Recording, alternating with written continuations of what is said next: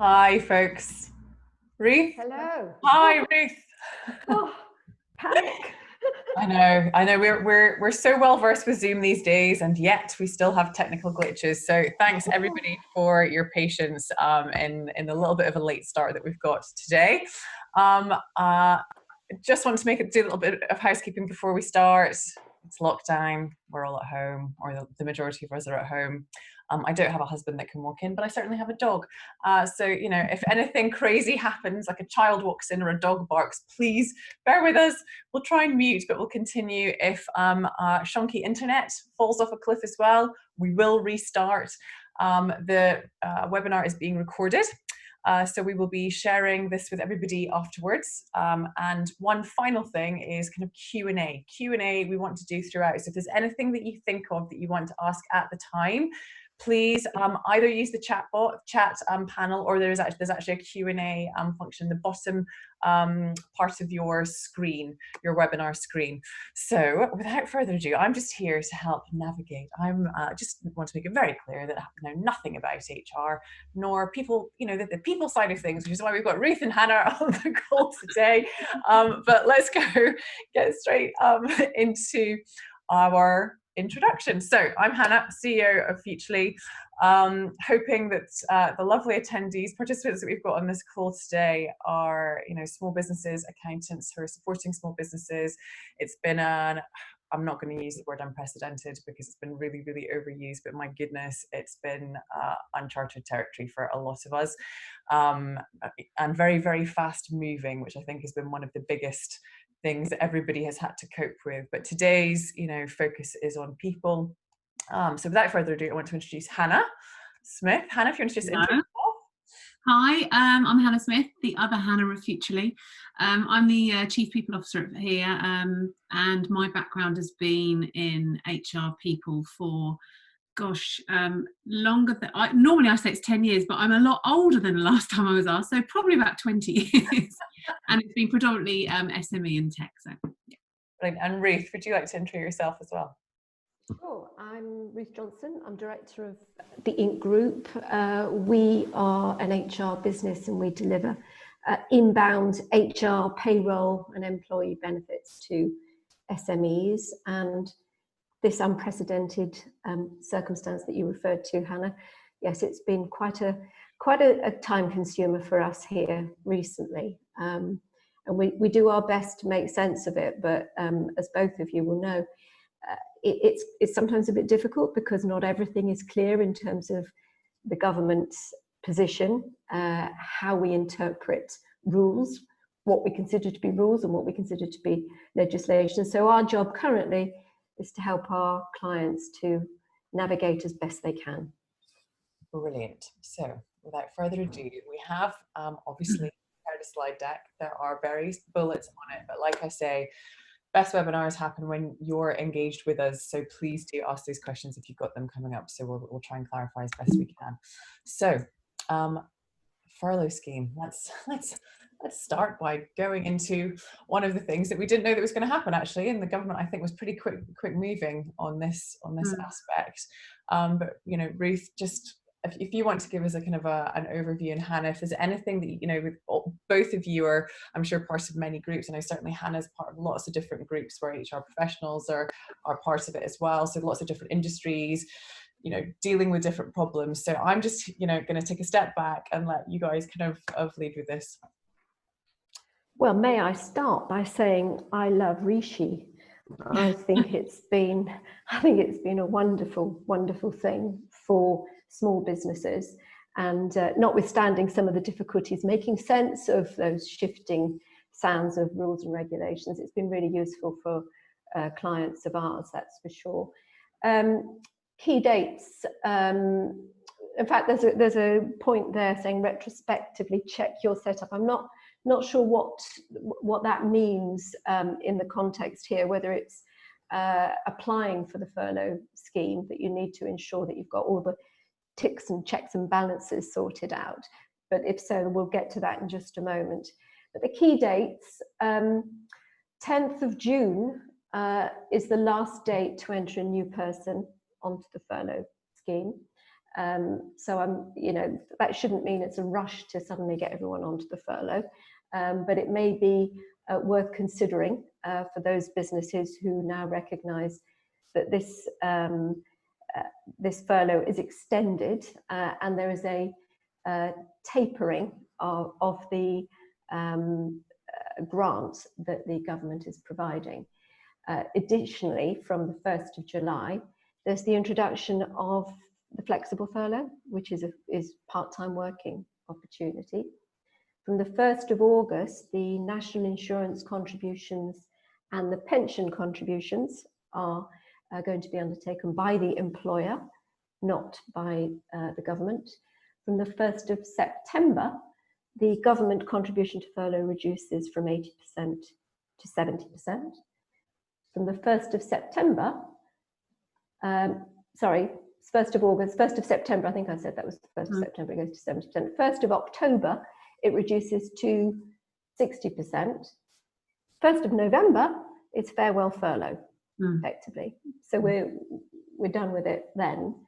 I don't know, Hannah, whether you had any other key dates. And I think that was the 10th of June was a real key date that not many people, it wasn't highlighted specifically at the beginning. And of course, when Rishi did announce the extension of it, the guidance, the proper guidance, which is available on the Gov website now as well, sets out all the details of how it's going to work. But yeah, that's really, I mean, it's a great scheme, and they have extended it. So it's as it is at the moment until the end of July, and then it starts to differ slightly. So it's important to be aware of the changes and the impacts on the employer. And do you think that there are any pitfalls to be avoided with this scheme? Well, I do actually. At the very beginning, as Ruth quite rightly said, it's been a minefield for the HR profession, because there is no case law to say whether you're doing it right or wrong. So it's been up to us to feel our way through and interpret the guidance into a practical way. So of course, future legislation may cast a bit of shadow on what we're doing, but I think the main thing that has been cleared up now, but at the beginning wasn't very clear, was whether you had to have an agreement in writing to put someone on furlough. So if you have, so retrospectively, going to the first point, that is one thing that you absolutely must have. You must have an agreement in writing with the person that you're furloughing. And if you are extending the furloughing period, depending on the original wording of the agreement, of the written agreement you've got, you might have to get another extension in writing as well, if you had an end date in the original furlough agreement. So that's a real kind of key part of the furlough scheme, to make sure that it is legal. Can I just ask any of our attendees? So there's two. This is a new territory for me, because usually I'm not the webinar host. I'm doing one of Hannah or Ruth's side of things, and Helen runs this.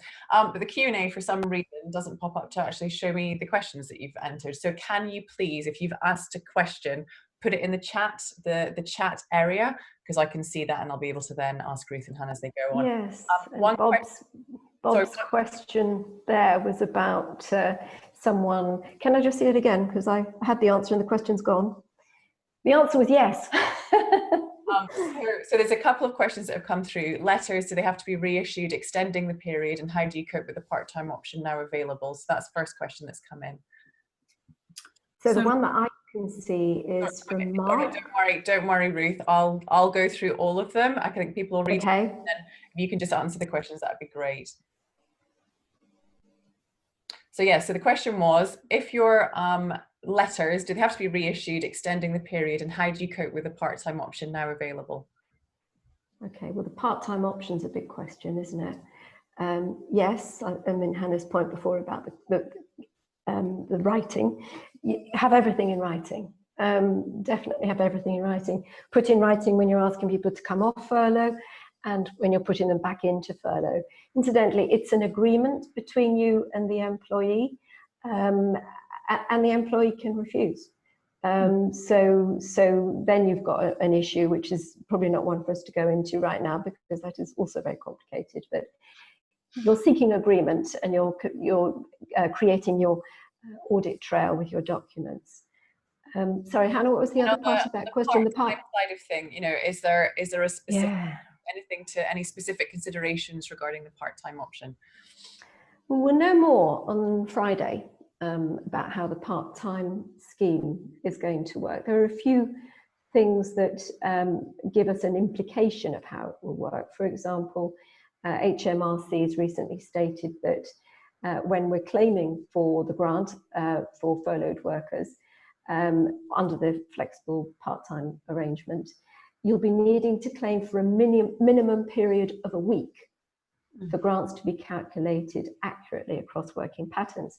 Now, I think that's got an implication that people will be returning to work on a weekly basis, or that the pay calculations will be done in weekly blocks. However, we know that there's going to be a focus on the hours worked.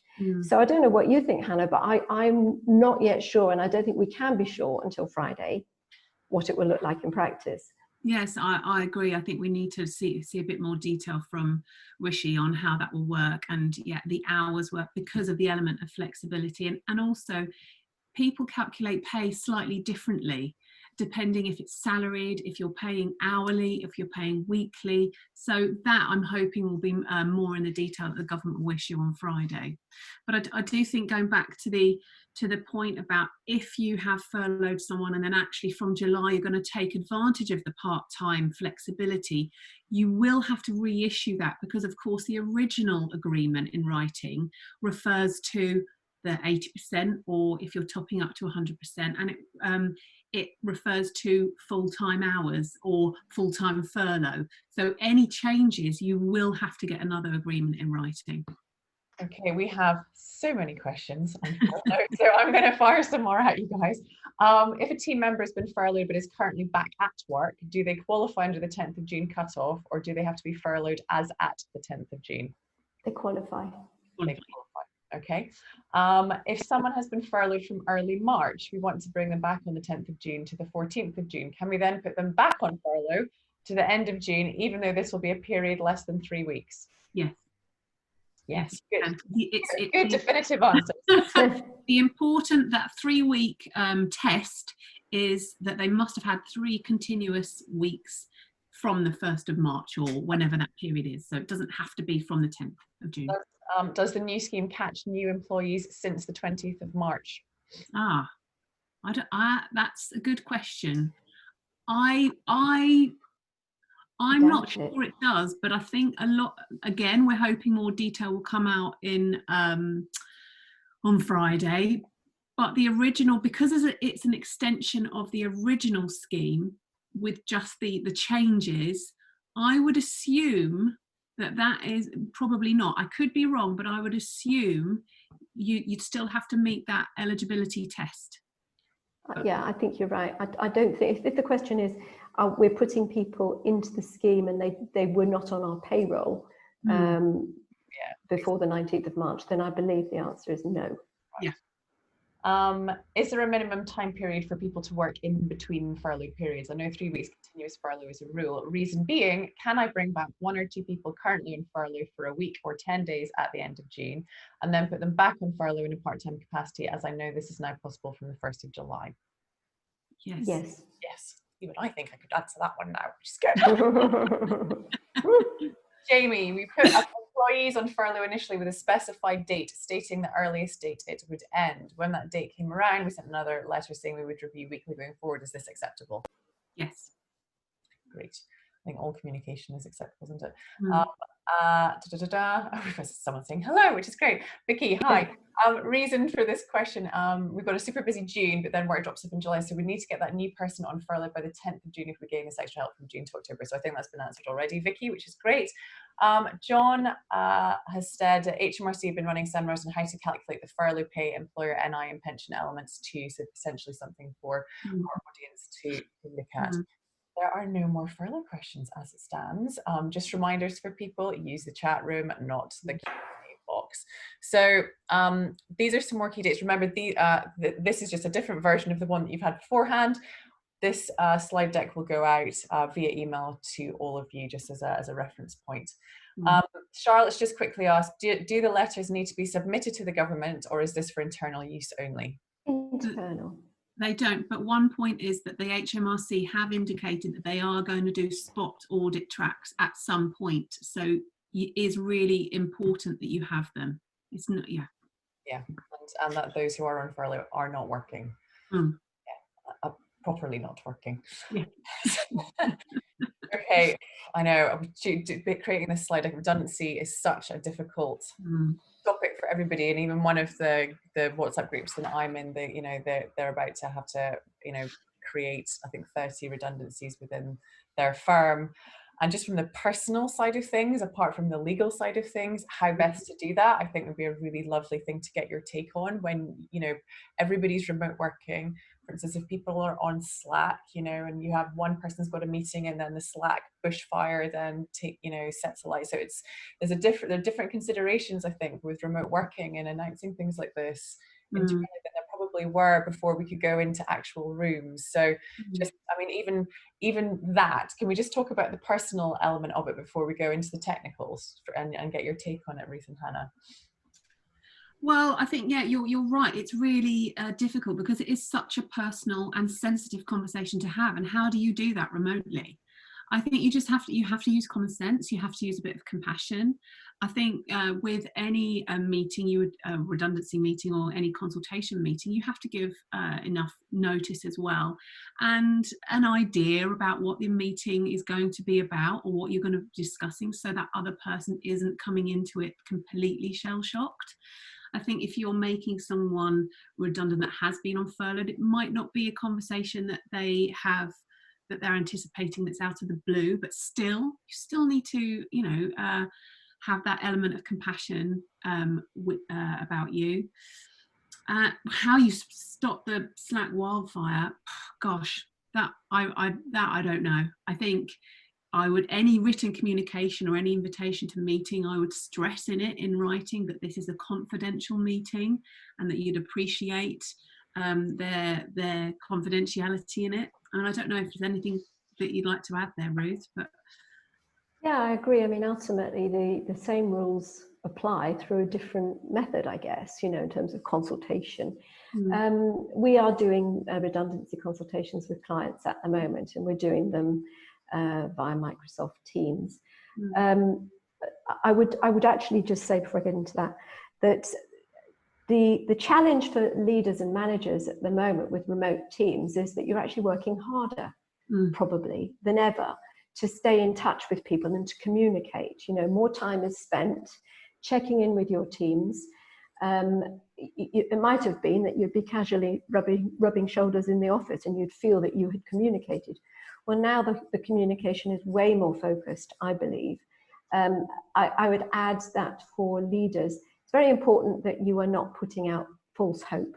If circumstances are looking precarious, you don't need to say they're looking precarious, but don't suggest that everything is rosy, because that's always going to be problematic. You will make one or two people redundant.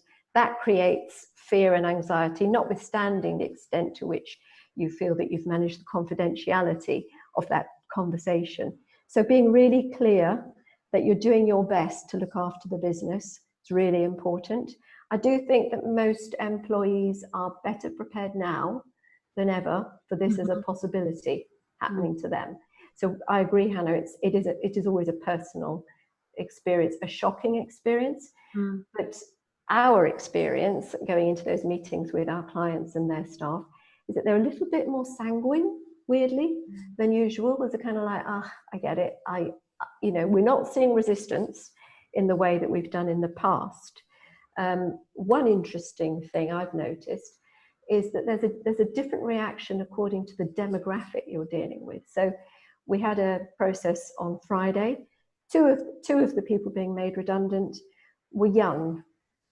The other was my age, and the young ones were very chilled, very magnanimous, and we get it and thank you.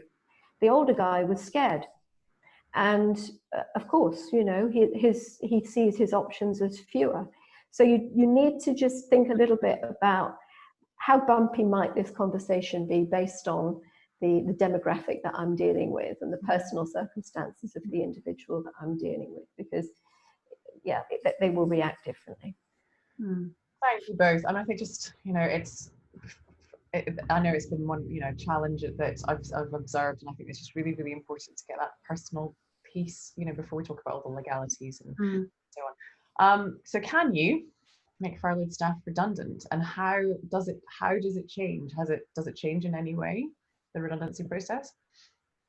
Well, of course, there's the challenge of the remoteness, but otherwise, not significantly. You can make furloughed staff redundant. You can actually serve notice to individuals who are on furlough. And as far as we know now, you still receive the grant for the 80% of the notice pay. I'm saying that as far as we know now, because you just don't know if something's going to change. There's going to be some curveball coming along. And our clients, I have to say, it sounds a bit brutal, but I am encouraging our clients, if they believe that the long tail of the economic impact of COVID is going to really hit them, and they will have to make redundancies, they should consider it now. Don't kick that down the can, because if you do, you'll probably end up having to make more people redundant. The furlough provides a real cash flow advantage to businesses who are in difficulty. So I would say do it, and follow the same process. Now there's a bullet point there about witnesses. Witnesses can join the meeting as always, whether they do or not. But it's just the same. I don't know if you've got anything else on that, Hannah. It feels to me it's no different. It's just the same, but I think it's probably important to note that obviously however many people you're making redundant, and that consultation period does change. So if it is something that, if it's a couple of people, then the consultation period is, well, there is no legal time frame for a consultation period. You can do it as long as it's meaningful and you have a couple of meetings. You can do it over the space of a week even. But if it's 20 or more, then your consultation is 30 days. If it's 100 or more, then your consultation period is 45 days. So it's probably not our SMB audience with that level of numbers, but if it is 20 or more, then you have to take into account, if you're using some of the furlough period for that, and it is for cash flow reasons, it's important to kind of make sure that you put that in your time frame. And one, I'm sure, Ruth, you followed Daniel Barnett as well. He's a very vocal employment lawyer. But with regards to, you can use the furlough scheme or the furlough pay for the notice pay. However, he is suggesting that, and again, more guidance will follow as we work through these cases, but he's suggesting that actually the notice period is paid at 100%. So if you're only paying 80% at the moment, and that's through the furlough scheme, you as the employer need to take into account that you're going to have to top up the notice pay element to 100, and of course any other service severance. I'd say, Hannah, that's definitely the case. You know, I wouldn't hesitate about that. It's a contractual obligation, and if you don't go to 100%, you're in breach of contract. So big risk. And of course, I'd be advocating that all of these things for people on a line-by-line basis, that you're modelling this in your forecast, which of course, but we can, you know, but genuinely, you know, having gone through processes like this before in the past, you know, it's not a case of, for the SMEs that are, you know, listening in, I'm making someone redundant, that means that cash impact stops. In fact, it will increase before it stops, you know, and that has to be taken into consideration. So just on the other points, I think we've talked about the notice periods, employee rights, pitfalls to avoid. Is that, you know, is there anything else there before because also there's been some questions that have come through which I want to ask you. Is there anything else that you would like to cover off, Ruth and Hannah, on the redundancies before I jump to questions on it? I think the same as ever, pitfalls in redundancy, the same as they ever, you know, now the same as ever. So I think a common mistake for the employer is to enter into a discussion about the person rather than the role. Mm-hmm. So to really always avoid that as much as you possibly can. Selecting part-time roles over full-time, and thinking that the criterion for part-time is appropriate, because it's not. You've got a big risk if you have that approach. And again, you know, not consulting. You've got to consult, as Hanna says, at least meaningfully. Just have a meaningful consultation with people who've got 2 years service. Am I right, Hanna? Yeah. 2 years, with under 2 years service, that doesn't apply. So that's a point that may be useful for some smaller businesses. You are entitled to serve notice, and the reason is redundancy, but there is no redundancy consultation and there's no redundancy pay for those folks. It's the role, it's not the individual. Yes. Yes, I mean there's no legal right to consultation, but we would always be recommending that, and a lawyer would always recommend you, it's best practice to have that consultation, because you might have a couple of people that have got under 2 years service and over 2 years service, and actually it's going to be easier for you to treat them the same way. And don't forget the impact on your survivors, if you like. And you know, people talk. So how you handle it with a sensitivity and compassion and the process, people will know about it. So don't assume that your meetings are not going to be talked about in a way that's, you know, well, I was going to say down the pub, but obviously it's not down the pub, but you know what I mean? So those kind of conversations do carry. So just be aware of the impact of that too. So one question, we've got some more furlough questions that have come in, which I think we have to ask, but one redundancy question is, does witness mean accompany to the meeting but not speaking? What does the witness mean? Yes. Okay, so they're just there as a... They can ask questions. So there is ACAS have got a legal definition and the rights and what a witness or companion can and can't do. They can ask questions, but they can't answer questions on behalf of the individual. And Stuart's asking to clarify, no redundancy payment if you're employed for under 2 years. Correct. That's correct. Factor in the notice period though. Yes. And any holiday or any expenses owed. So it's not just dismiss without any payment. There is payments, but no redundancy payments. Can I just circle back to that question on witnesses? Sometimes you find that someone comes into a meeting and they've brought their friend who works in HR. You don't have to accept the friend who works in HR as a witness. And I would suggest that you try to avoid that, because it might be that this is going to be more bumpy than it needs to be. You know, the contract will generally state that they're entitled to have a trade union rep or a colleague. So I would say try to stick to that. There might be cases where you feel that someone who's particularly vulnerable in your organisation would get emotional support by being accompanied by a family, friend or relative. Fine. But just know who the witness is before you go into that meeting. Okay, a couple more furlough ones. It's a new thing. I thought we'd left that behind. But the questions are here.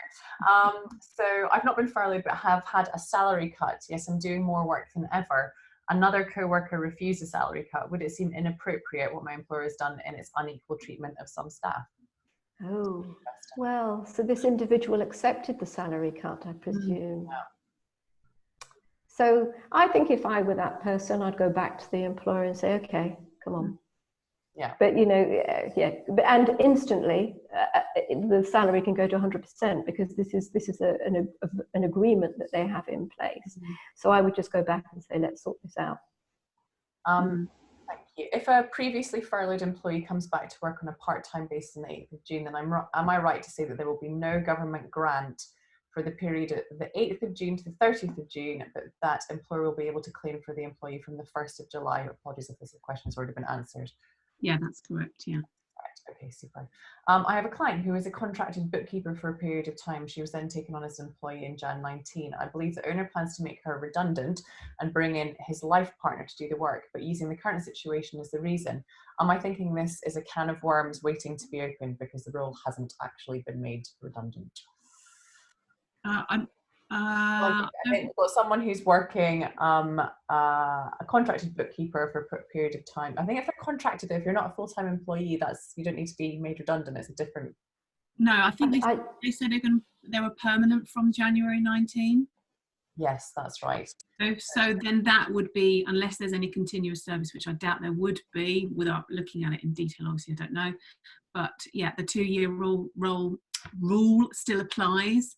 So there's not really any legal... so theoretically, their family member then could take on the role. Yeah, they can. It could be an unfair. It could be an unfair dismissal if there's any discrimination risk, but that's always something to be aware of. Of course, the 2-year rule applies, but there is from day one discrimination protection. So that's just something to be a little bit alert to. If someone has had 2 periods of service in the business with separate employment contracts, are they entitled to redundancy pay? First period of service lasted 2.5 years. The current second period has lasted just shy of 2 years. I presume there was a break in service.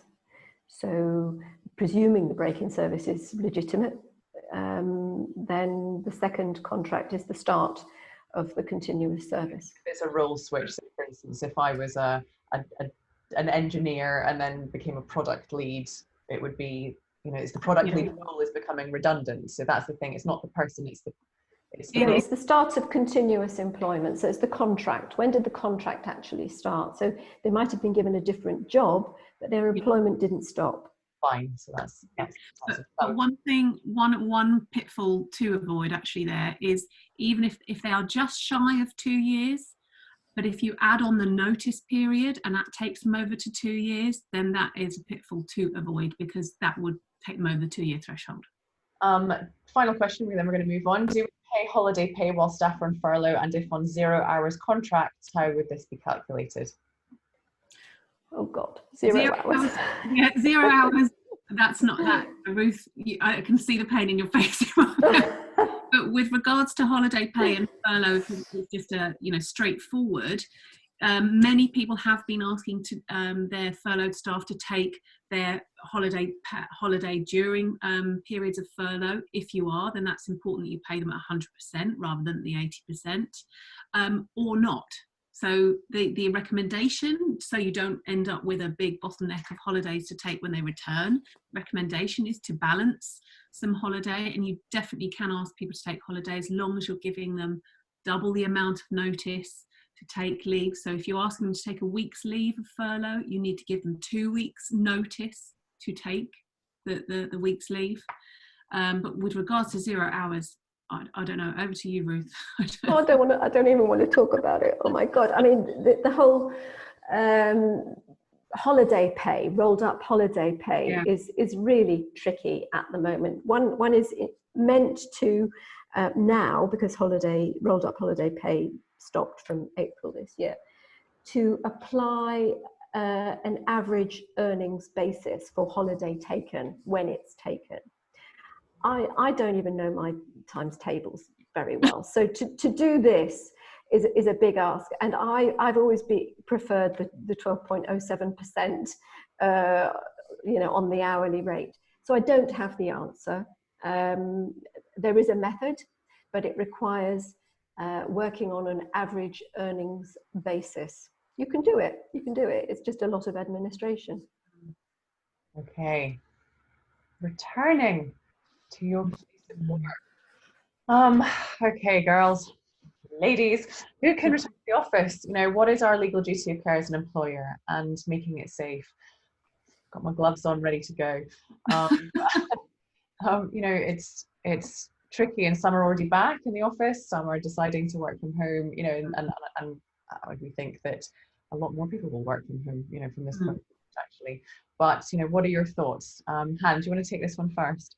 Well, at the moment and for the foreseeable, the stance should be, if the answer to the question, can you work from home? Yes, then you should be working from home.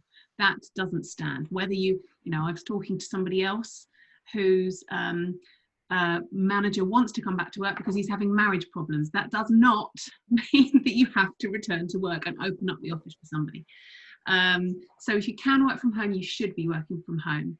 The HSE, so Health and Safety Executive, have got a ton of advice on their website. and they've got some pre-populated risk assessment templates, which you will need. And obviously the Gov have got a 50-page COVID safe document that you need to really read inside out. So that's the starting point. We do have, as employers, we do have a legal duty of care, so you can't do a disclaimer to avoid any of that. You can't ask the employees to, look, we know it's not safe, but if you're happy, you can return if you like. You can't ask anyone to sign away that right. How do you make it safe? Well, that's in the 50-page documents. I'm sure people have seen those, you know, the old 70s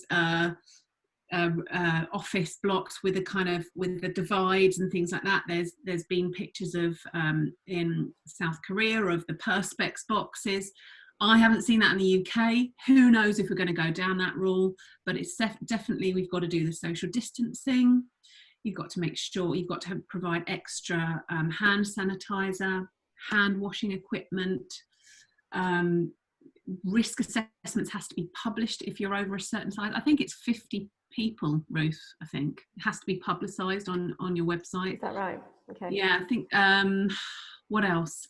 The PPE, now I'm not sure whether it's up to the employer to provide this or not, but there is certainly a heavy cost to opening up an office to make sure it is COVID safe.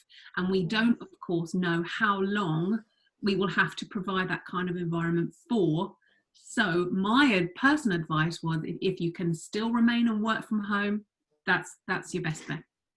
Yes, I agree with that. I think that the main thing is the 2-metre rule. And if you can do that, you're doing pretty well. There are lots of tips and suggestions, some of which cannot be workable in certain environments. And so that beggars all sorts of questions. I mean, we're talking about returning to the office, but of course for some businesses it's not an office, it might be retail, which again is challenging. So employers are going to have to think differently strategically as well. Will we introduce shift patterns? Will we just do this thing quite differently? If it is retail, are we going to go more online now? Because the chances are this is not a short-term issue we're dealing with. You know, this could be the new normal, or a variation of this could be the new normal. So it does raise all sorts of strategic questions, not just health and safety compliance questions for the employer. There's a point there about employees' rights and whether or not they actually want to return. Well, they may not. They may feel very anxious, and you should not dismiss people if they are feeling anxious. You might consider giving them unpaid leave, giving them a period to start to feel better about the environment in which they might be coming back to work. As far as them not feeling safe, you can do as much as you can do to make them feel safe. Everybody responds differently. I went for a walk the other day and a woman was about 100 meters away from me and backing up against the wall, and I don't know what her circumstances are, but she looked terrified just to see me. So, you know, everyone is going to be reacting differently, and you can only, as the employer, do so much in certain circumstances. Childcare challenges. Children are not all going back to school, so it's going to be very difficult, dare I say, particularly for the mothers who are doing most of the childcare. They can stay on furlough for longer.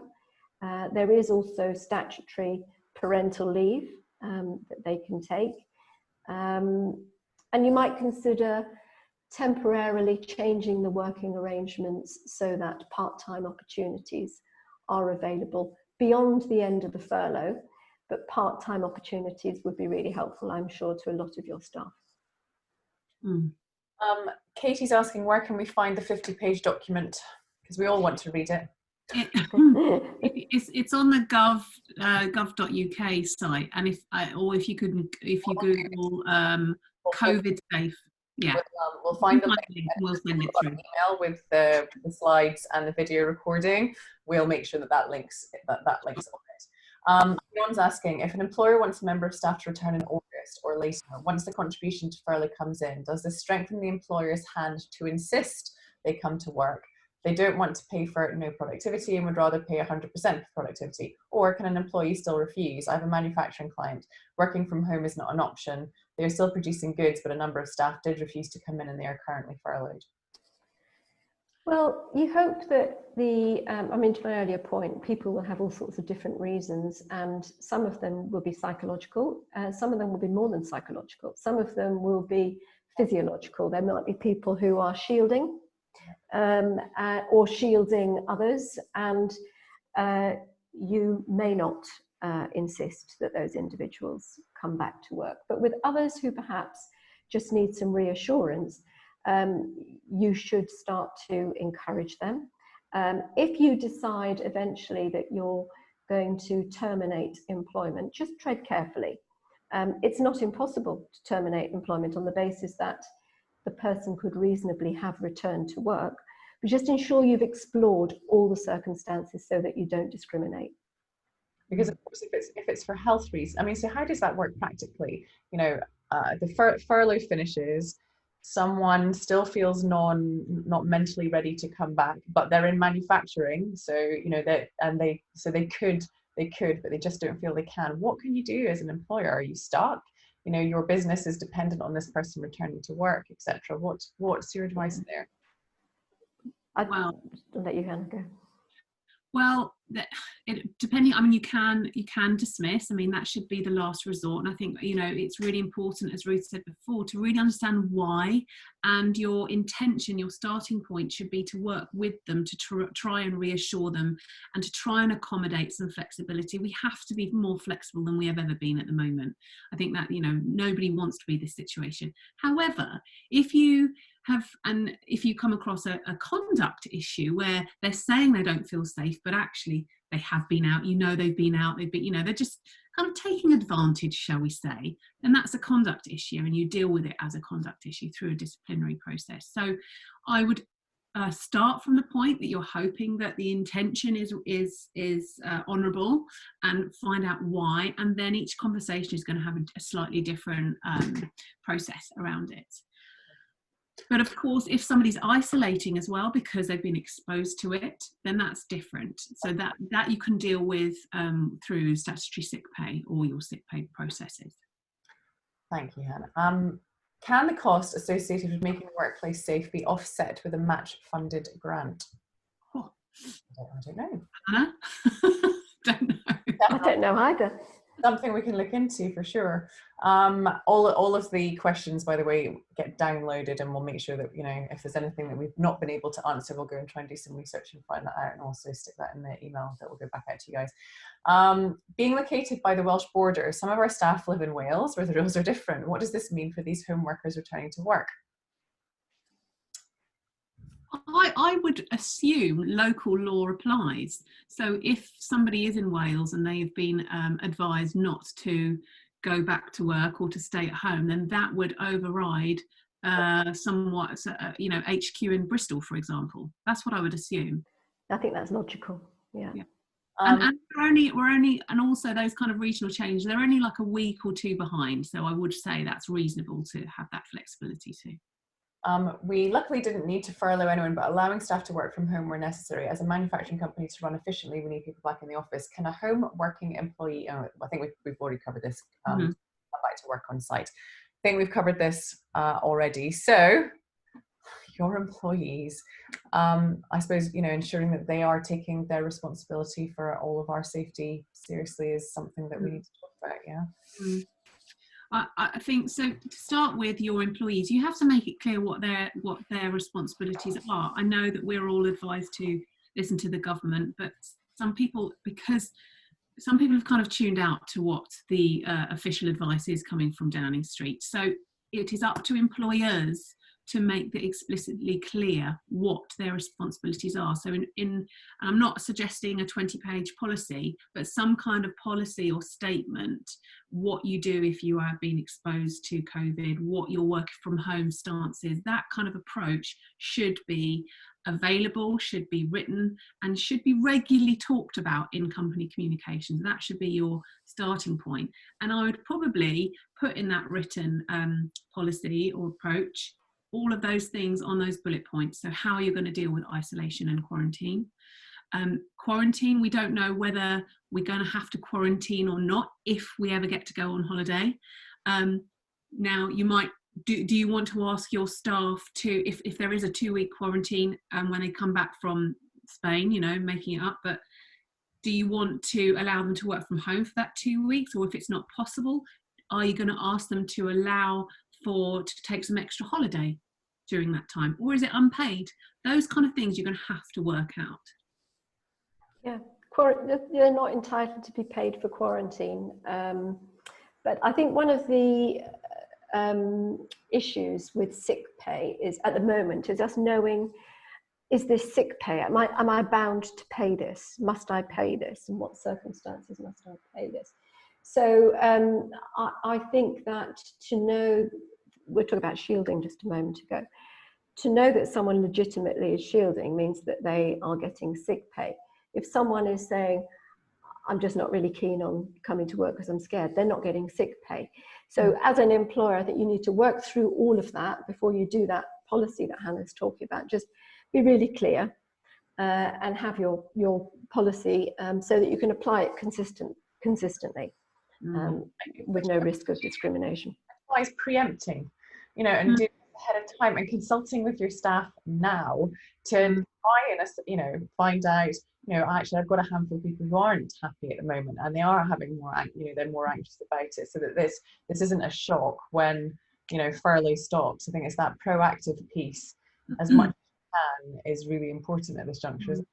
Well, I think it's going to be very difficult for employers if the track and trace actually works, and if an individual is repeatedly asked to isolate, what will that mean for the employer?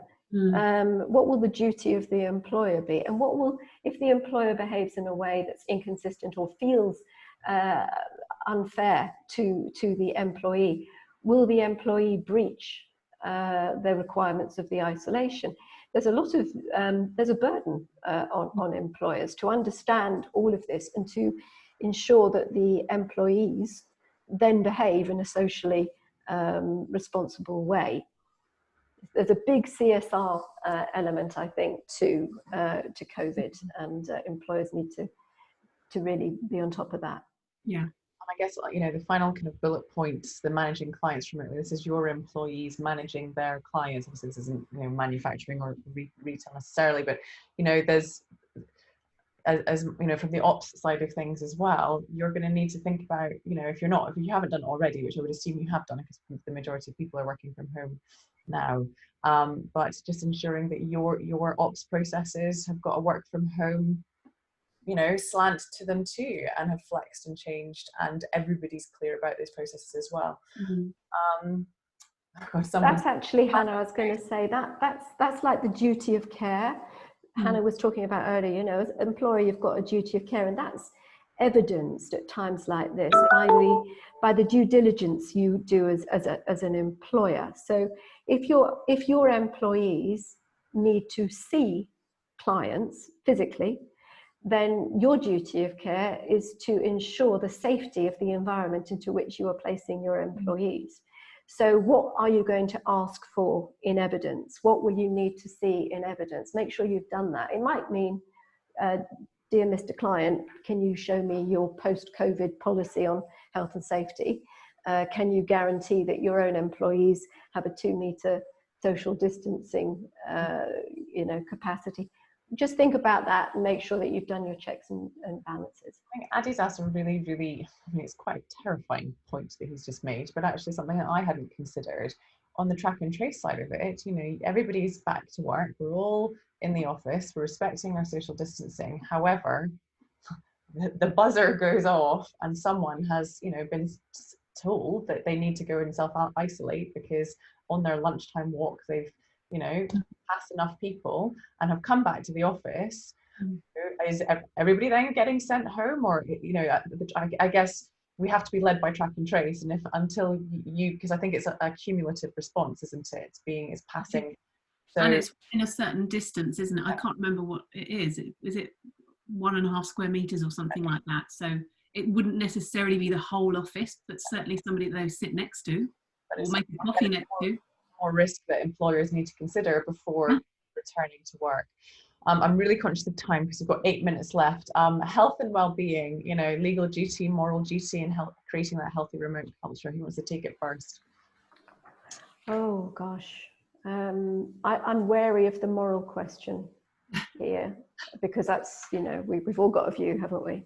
Yeah. So, well, we do have a duty of care to provide a safe working space for employees, and I think, you know, the moral duty is, I think, my overarching message to all of this, and I did a webinar last week on health and wellbeing actually, but we were heading towards a mental health epidemic anyway, globally. Now even more so, we've sped up that.